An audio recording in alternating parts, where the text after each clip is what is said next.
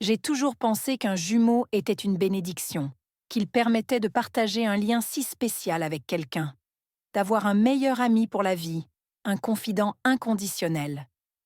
Mais je n'avais jamais imaginé que ce lien que je partageais avec ma sœur Claire pourrait devenir la source de tant de douleur et de trahison. Nous avons grandi inséparables, comme deux pois dans une cosse, le même goût, la même passion, le même rêve. Même nos parents se trompaient parfois et nous appelaient par le mauvais prénom. Mais cela ne nous dérangeait pas. Nous nous réjouissions d'être si identiques. Nous étions complices en tout. À 18 ans, nous avons décidé de déménager ensemble dans la grande ville pour étudier à l'université. Nous avons partagé un petit appartement et nous nous sommes soutenus mutuellement dans ce nouveau chapitre. Ce furent des années merveilleuses, pleines de rires, de confiance et de projets d'avenir. J'ai rencontré Antoine lors de ma dernière année à l'université. Il est entré dans ma vie comme une tornade, avec son sourire radieux et ses yeux couleur miel. Je suis tombée follement amoureuse dès le premier instant. Je n'avais jamais ressenti cela avec quelqu'un d'autre. Au début, Claire était très heureuse pour moi. Elle m'a encouragée à sortir avec lui, m'a aidée à choisir des vêtements pour nos rendez-vous et m'a même donné des conseils pour l'impressionner. Elle semblait sincèrement heureuse de me voir si enthousiaste. Antoine et moi sommes devenus inséparables. Nous passions chaque minute libre ensemble, explorant la ville et faisant des projets pour l'avenir. J'avais l'impression d'être sur un nuage. Pour la première fois de ma vie, je vivais quelque chose que je ne partageais pas avec mon jumeau. C'était étrange, mais en même temps excitant, d'avoir quelque chose rien que pour moi. Après 1 an de relation, Antoine m'a demandé de l'épouser. Ce fut une surprise totale. Il m'a emmené dîner dans notre restaurant préféré, et soudain, il s'est retrouvé à genoux devant moi, avec une magnifique bague. Je n'ai pas hésité une seconde, et j'ai dit oui en pleurant de joie.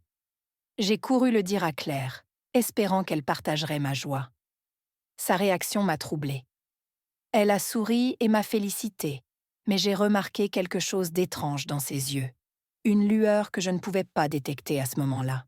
J'ai pensé qu'elle était peut-être un peu triste que nos vies soient séparées, et j'ai donc essayé de l'impliquer autant que possible dans les préparatifs du mariage. Les mois qui ont précédé le grand jour ont été fous.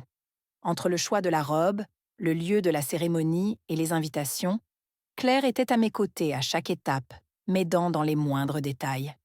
Elle semblait s'impliquer dans mon enthousiasme et cela me rendait si heureuse. Le jour du mariage a été parfait. J'ai eu l'impression d'être la femme la plus chanceuse du monde, en descendant l'allée au bras de mon père, et Antoine m'attendait avec un sourire radieux. Claire, en tant que demoiselle d'honneur, était magnifique dans sa robe lavande. Tout s'est déroulé comme prévu. Les premiers mois de notre mariage sont un rêve. Antoine et moi avons emménagé dans un bel appartement au centre-ville. Nous avions tous les deux trouvé un bon travail et nous profitions de notre nouvelle vie ensemble. Claire venait souvent nous rendre visite, toujours avec le sourire et un petit cadeau pour la maison. Mais petit à petit, j'ai commencé à remarquer des changements subtils dans le comportement de ma sœur. Les visites sont devenues plus fréquentes, surtout lorsqu'elle savait que j'étais de garde la nuit à l'hôpital où je travaillais comme infirmière. Au début, je ne l'ai pas remarqué, et j'ai pensé que je lui manquais et qu'elle recherchait la compagnie d'Antoine pour ne pas se sentir seule. Un soir, je suis rentrée plus tôt que d'habitude. La journée avait été calme à l'hôpital et mon aide-soignante m'avait laissé partir plus tôt. Je ne l'avais pas dit à Antoine car je voulais lui faire une surprise. Lorsque j'ai ouvert la porte, j'ai entendu des rires provenant de la cuisine. Je suis entrée sans faire de bruit et ce que j'ai vu m'a glacée. Antoine et Claire cuisinaient ensemble, mais il y avait quelque chose dans leur langage corporel qui m'a alarmée. Ils étaient trop proches. Leurs mains se touchèrent trop souvent par inadvertance et leurs regards. Il y avait une complicité qui dépassait la simple amitié. J'étais paralysée, incapable de signaler ma présence. Je regarde Claire renverser accidentellement de la sauce sur son chemisier et Antoine, attentif, l'essuyer rapidement avec une serviette. Leurs visages étaient à quelques centimètres l'un de l'autre et j'ai cru un instant qu'ils allaient s'embrasser. Finalement, j'ai fait du bruit en déplaçant une chaise, les avertissant de ma présence. Ils ont tous deux grimacé et se sont rapidement lâchés. Je fis semblant de n'avoir rien vu, les saluai normalement et les rejoignis dans la cuisine. Mais à l'intérieur, mon cœur battait la chamade et 1000 questions se bousculaient dans ma tête. À partir de ce jour, j'ai été plus attentive aux interactions entre ma sœur et mon mari. Petits gestes, regards furtifs, effleurements apparemment anodins, tout prenait un sens nouveau à mes yeux. Le doute s'est installé dans mon cœur et a commencé à me ronger de l'intérieur. J'ai essayé de me convaincre que j'étais paranoïaque. Après tout, Claire était ma jumelle, mon autre moitié. Elle ne me trahirait jamais de la sorte, n'est-ce pas? Et Antoine? Il m'aimait. Il le montrait tous les jours. Je devais sans doute mal interpréter les choses. Mais la suspicion ne s'est pas dissipée. J'ai commencé à trouver des excuses pour rentrer plus tôt, à annuler des projets à la dernière minute et à me présenter à l'improviste. Je vérifiais le téléphone portable d'Antoine pendant qu'il prenait sa douche, à la recherche d'une preuve de ma paranoïa croissante. Je me détestais de douter à ce point des deux personnes que j'aimais le plus au monde. Mais c'était plus fort que moi. Un après-midi, j'ai décidé de confronter Claire. Je l'ai invitée à prendre un café et, le cœur lourd, je lui ai demandé directement s'il y avait quelque chose entre elle et Antoine. Sa réaction m'a complètement désarmée. Elle s'est mise à pleurer, m'a serré dans ses bras et m'a juré qu'elle ne ferait jamais une chose pareille. Elle m'a dit qu'elle m'aimait, que j'étais sa sœur et sa meilleure amie, et qu'elle ne me ferait jamais de mal comme ça. Je me suis sentie très mal parce que j'avais douté d'elle. En pleurant, je lui ai demandé de me pardonner et lui ai promis de ne plus jamais douter d'elle. Le soir, en rentrant chez moi, j'ai tout raconté à Antoine. Il a été compréhensif, m'a serré fort dans ses bras et m'a assuré que j'étais la seule femme de sa vie. Je me suis sentie soulagée, comme si un poids énorme avait été enlevé de mes épaules. Les semaines suivantes ont été merveilleuses. Antoine s'est efforcé plus que jamais de me montrer son amour. Il me surprend avec des petits cadeaux, m'écrit des mots doux et me prépare le petit déjeuner au lit. Claire, quant à elle, gardait une certaine distance, comme si elle voulait me laisser le temps de reprendre confiance. Mais la paix n'a pas duré longtemps. Un jour, en rentrant du travail, j'ai trouvé une lettre dans la boîte aux lettres.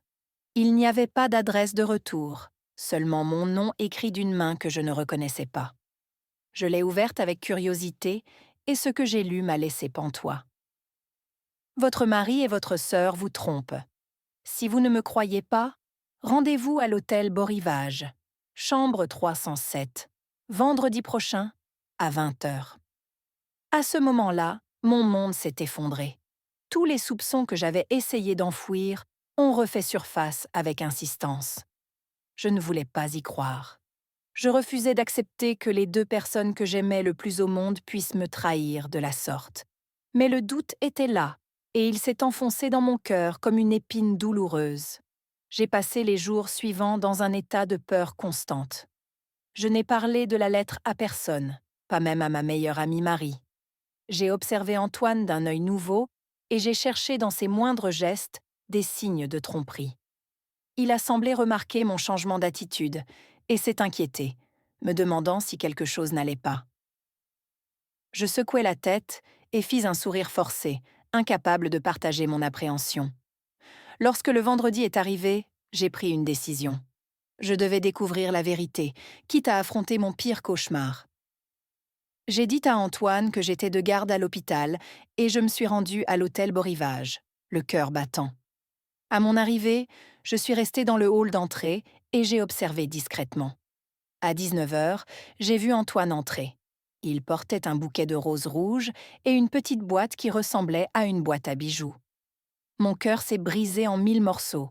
J'avais envie de crier, de courir vers lui et de l'affronter, mais quelque chose me retenait. Je devais voir par moi-même jusqu'où allait sa trahison. Je l'ai suivi jusqu'au 3e étage en gardant une distance prudente. Je l'ai vu entrer dans la chambre 307 et refermer la porte derrière lui. Je m'approchai doucement, appuyai mon oreille contre le bois et retins mon souffle. J'ai entendu la voix de Claire, à laquelle il m'était impossible de me tromper. « Tu es sûr que tu ne te doutes de rien ?» demanda-t-elle. Antoine répond à voix basse. « Absolument. Il pense que je suis à un dîner d'affaires. » Puis ce fut le silence. Je ne pouvais qu'imaginer ce qui se passait de l'autre côté de la porte, et je me sentais mourir à l'intérieur.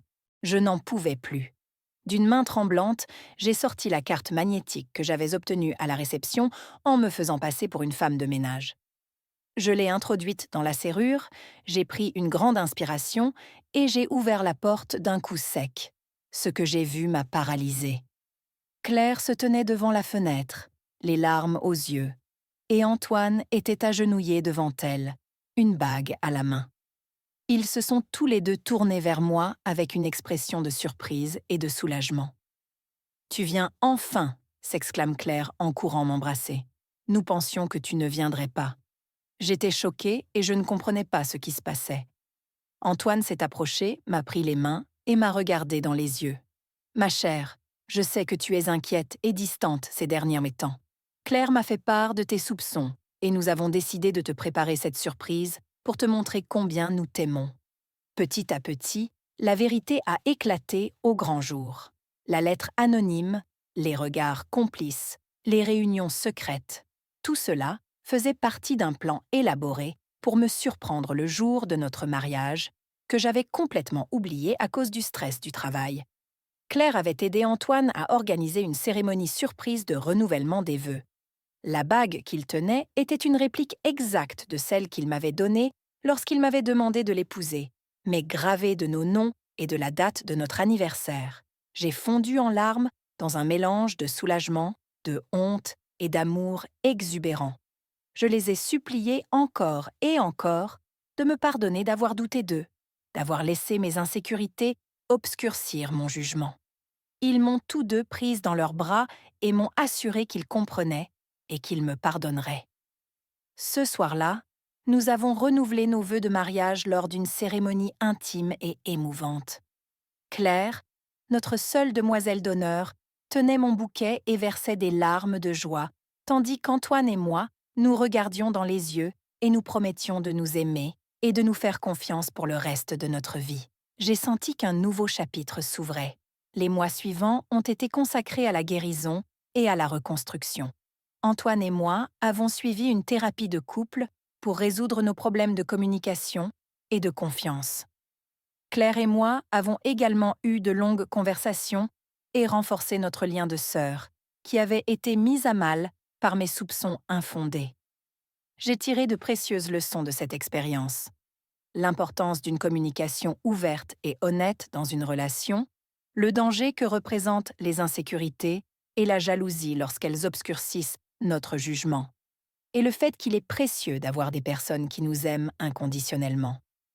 Aujourd'hui, 5 ans après cette nuit à l'hôtel Beau Rivage, je peux dire que mon mariage est plus fort que jamais. Antoine et moi avons grandi ensemble et avons appris à nous faire entièrement confiance.